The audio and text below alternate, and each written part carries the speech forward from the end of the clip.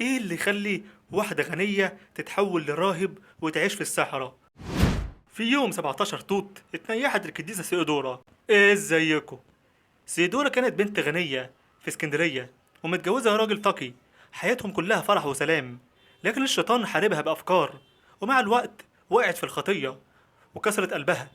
راحت لجوزها واعترفت بكل حاجة وهي بتعيط بحرقة، ومن بعدها حياتها اتغيرت تماما. قررت تسيب الدنيا كلها وتحلق شعرها وتلبس لبس رهبان، وراحت دير الأناطول في الدخيلة، وفضلت واقفة على الباب طول الليل بتبكي لحد ما رئيس الدير سمح لها بتدخل وسماها الراهب ثيودور.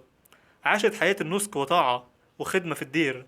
ربنا اداها قوة ومعجزات، حتى انها خلصت الناس من تمساح كان مخوفهم. لكن الشيطان حاول يكسرها تاني، وفي واحدة اتهمتها إن هي حملت منها ظلم، فرئيس الدير صدق الكلام وطردها. فخرجت للبرية ومعاها الطفل، وعاشت 7 سنين بعيد عن الدير بتصلي وهي متحملة كل تعب وجوع وعطش.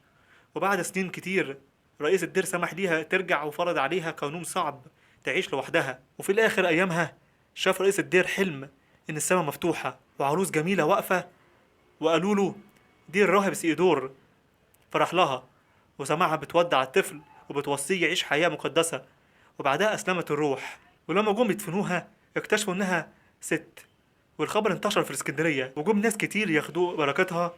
وجوزها لما عرف بكى كتير وطلب يبقى راهب في نفس القلاية، والطفل كبر وبقى رئيس الدير فيما بعد.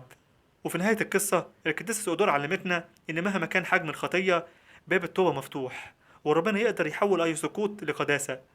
بركة صلاتها فلتكن معنا جميعا. ما تنسوش تتابعونا على الفيسبوك واليوتيوب وعلى التيك توك.